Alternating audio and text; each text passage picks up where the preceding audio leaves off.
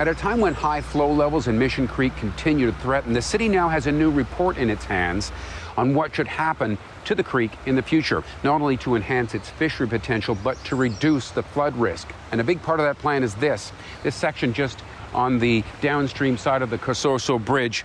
The dike was pulled back to increase the floodplain here. The report calls for more of the same. The best tool, as the plan says, is to set the dikes back. The further the better, and allow the development of floodplain within those dikes and allow the channel to meander through that area. So by expanding the dikes, you create this area for water to flow out. You reduce the energy, so you reduce the erosion and the instability in the channel. You store water in there that can be released into the creek later during low flow times. You filter the water and you improve water quality as well. You were saying in your presentation that a section of Mission Creek that was once 30 kilometers of meandering stream are now less than 12? It's now about 12 kilometers. And also the width of the channel as well. So the width used to be 60 to 120 meters across. So that's a lot of area when you think about the length and the width. And you've taken that away, and now it's about 30 meters in width, 12 kilometers in length. You've lost a huge amount of aquatic habitat, and so those populations decline dramatically over time as a result of that.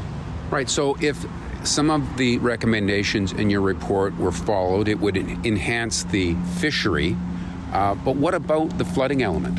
Well, it would,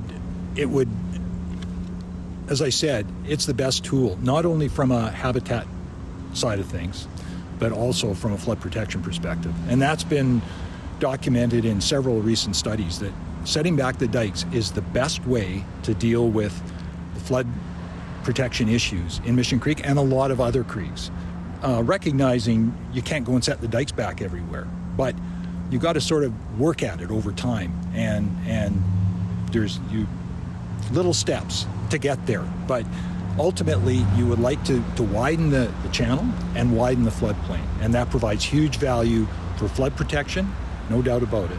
Acquiring the property adjacent to the creek is obviously going to be a huge obstacle to achieving some of the objectives in your plan. It is. Not only accessing the properties, and obviously the landowners need to be willing to sell their land, and that's something that we need to look at over the long term and work with property owners and see when opportunities come up that we have the funding, because it costs a lot of money to purchase property and do the restoration work.